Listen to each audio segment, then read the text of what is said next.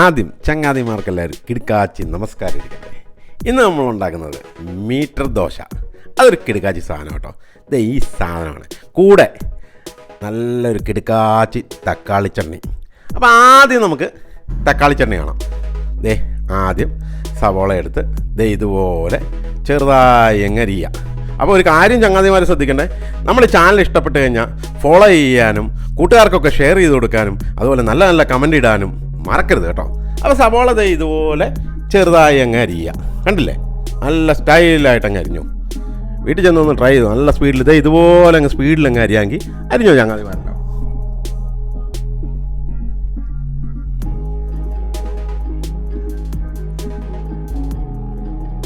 ആവശ്യത്തിന് സവോള ഇടണം കേട്ടോ. അതായത് 1 കിലോ തക്കാളി എടുത്തു കഴിഞ്ഞാൽ സവോള ഒരു 300 ഗ്രാമെങ്കിലും സവോള വേണം. പിന്നീട് തക്കാളിയും ഇതുപോലെ തന്നെ ചെറുതായി നീളത്തിലങ്ങ് അരിയുക. നല്ല സ്പീഡിലങ്ങ് അരിയുക. നേരെ വീട്ടിൽ ചെന്ന് ഇതുപോലെയൊക്കെ ട്രൈ ചെയ്ത് നോക്കണം കേട്ടോ. കടകടകടകടകടാന്നങ്ങ് പരിപാടി അങ്ങ് തീരും. ഇത് അരിയെന്ന് കാണാൻ തന്നെ നല്ല രസമുണ്ടല്ലേ.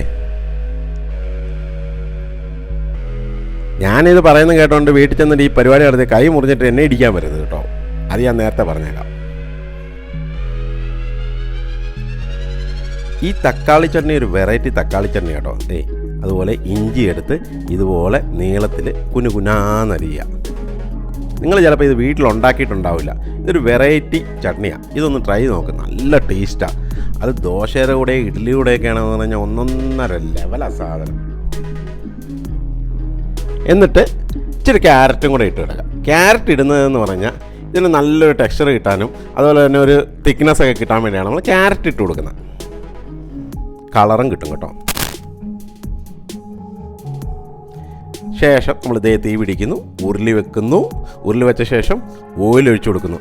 വെളിച്ചെണ്ണയോ സാധാ എണ്ണയോ എന്ത് വേണേൽ ഒഴിക്കാം. എന്നിട്ട് ഇച്ചിരി ഉറുദാല്, റോസ്റ്റ് ചെനാദാൽ, തൂർദാൽ ഇത്ര ഇട്ട് ഇവനെ ഇട്ട് റോസ്റ്റ് ചെയ്യുക. കണ്ടില്ലേ.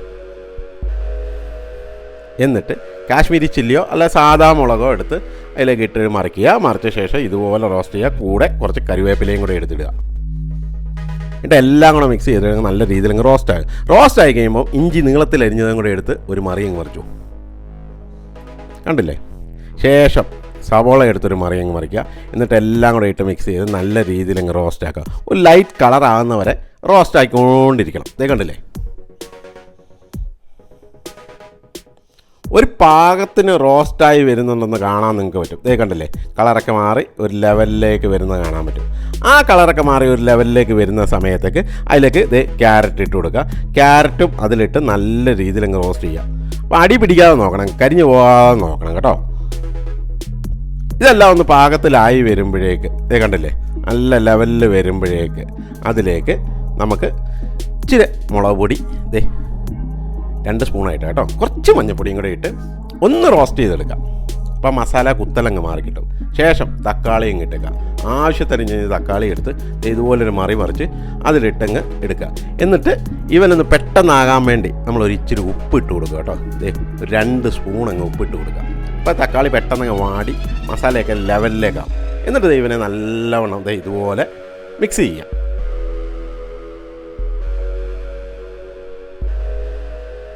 അപ്പോൾ ഈ രൂപത്തിലായി കിട്ടുന്ന കാണാൻ പറ്റും നിങ്ങൾക്ക്. കണ്ടില്ലേ, ഒരു കുഴമ്പ് രൂപത്തിലായി കിട്ടി. സംഭവം വേറെ ലെവലായി. നല്ല സ്മെല്ലും കേട്ടോ ഇപ്പം കേട്ടോ, ഒരു രക്ഷയില്ല കേട്ടോ. ഡയറക്റ്റ് ഇങ്ങനെ എടുത്ത് കഴിച്ചാലും നല്ല ടേസ്റ്റാണ്. എന്നിട്ട് ഒരു മിക്സിയിലേക്ക് ഇതുപോലെ വാരിയിടുക. എന്നിട്ട് മിക്സിയിലിട്ട് 2 അടി അടിച്ച് ഒന്ന് ക്രഷ് ചെയ്തെടുക്കാം. പേസ്റ്റാവും ചെയ്യരുത്, ഇതാവും ചെയ്ത് ഈ രൂപത്തിലിരിക്കണം. ഒരു തരി എന്നുള്ള രീതിയിലിരിക്കണം. എന്നിട്ടൊരു ബൗളിലേക്ക് ഇതുപോലെ മാറ്റി വെക്കുക. ഒന്ന് ടേസ്റ്റ് ചെയ്ത് നോക്കി എങ്ങനെയുണ്ടെന്ന് സാധനം എന്ന് അറിയാമല്ലോ. വേറെ ലെവലാണ് കേട്ടോ സാധനം കേട്ടോ. അതിനുശേഷം ദോശത്തവ ഇച്ചിരി വെള്ളം ഒഴിച്ചങ്ങ് തണുപ്പിക്കുക. അതിൻ്റെ മുകളിലേക്ക് ഒന്ന് ക്ലീൻ ചെയ്ത് ലെവലാക്കി ചൂടൊക്കെ ഒന്ന് കറക്റ്റ് ആക്കുക കേട്ടോ. മീറ്റർ ദോശ അടിക്കാനുള്ള പരിപാടി കണ്ടില്ലേ. കണ്ടില്ലേ നേരെ എടുത്ത് ദോശമാവ് എടുത്ത് തവയിലേക്ക് എടുത്തു. എന്നിട്ടൊരു കറക്കാം കേട്ടോ. ഒരു 1.5 മീറ്ററാണ് സാധനം. നിങ്ങളിത് കണ്ടിട്ടുണ്ടാവും, ചിലപ്പോൾ കണ്ടിട്ടുണ്ടാവില്ല. എന്നായാലും ഇത് വേറെ ലെവലാണ് മീറ്റർ ദോശ. എന്നിട്ട് ഇതുപോലെ അങ്ങ് വടിക്കുക. മാവങ്ങ് ലൈറ്റായിട്ട് അങ്ങ് മടിക്കുക. വടിച്ച ശേഷം അതിലേക്ക് ഇച്ചിരി ഗീയോ എണ്ണയോ ഒഴിച്ചു കൊടുത്തത് ഇതുപോലെ സെറ്റാക്കുക. അപ്പോഴേക്കും ഇവനൊന്ന് റോസ്റ്റായി കിട്ടും, നല്ല സ്മെല്ലും ആവും ചെയ്യും. ദോശ ലെവലേ മാറി കിട്ടും. ലെവലായി കിട്ടുമ്പോഴേക്കും ഒന്ന് വിടിപ്പിച്ചെടുക്കുക. ഇതുപോലെ ഒന്ന് വിടിപ്പിക്കുക. അപ്പോൾ നല്ല ക്രിസ്പി ദോശയായിട്ട് ഇങ്ങനെ നിൽക്കുക. നല്ല നീളത്തിലുള്ള ദോശ കേട്ടോ, കണ്ടല്ലേ. എന്നിട്ട് ഇവനെ ഇങ്ങനെ അങ്ങ് റോൾ ചെയ്യുക. കണ്ടല്ലേ, കാണാൻ തന്നെ നല്ല രസമുണ്ടല്ലോ ചങ്ങാതിമാരെ. എന്നിട്ട് കണ്ടില്ലേ, നേരെ എടുത്തുകൊണ്ട് കണ്ടില്ലേ, ഇവനെ നേരെ എടുത്തുകൊണ്ട് ഒരു പ്ലേറ്റിലേക്ക് വെക്കുക. എന്നിട്ട് ഇച്ചിരി ഗൺ പൗഡർ അല്ലെങ്കിൽ ചട്നി പൗഡർ എന്നൊക്കെ പറയും, അത് മുകളിലേക്ക് ഇതുപോലെ വാരി വിതറുക. കണ്ടില്ലേ. എന്നിട്ട് നമ്മുടെ സ്പെഷ്യൽ ചട്നി എടുത്ത് സൈഡിലേക്ക് ഇങ്ങ് വെച്ച് കൊടുക്കുക. എന്നിട്ട് ചങ്ങാതിമാരെ, നിങ്ങളുടെ എല്ലാ സമ്മതത്തോടെ ഞാനിവനെ 4 മടക്കി പൊടിച്ച് ഒരു കഴിപ്പം കഴിക്കാൻ പോവാം. കണ്ടില്ലേ, നല്ല സ്മെല്ലാണ് കേട്ടോ ദോശയ്ക്ക് വരുന്ന കേട്ടോ. ഒരു രക്ഷയില്ല, കൊതി വന്നിട്ട് രക്ഷയില്ല. എൻ്റെ ചങ്ങാതിമാരെ ഒരു രക്ഷയില്ല. കഴിച്ചോണ്ടിരിക്കും. അപ്പം മറക്കരുത് നല്ല നല്ല കമൻ്റ് ഇടാനും ചങ്ങാതിമാർക്ക് അയച്ചു കൊടുക്കാനും ഫോളോ ചെയ്യാനും സബ്സ്ക്രൈബ് ചെയ്യാനും ഒന്നും മറക്കരുതേ.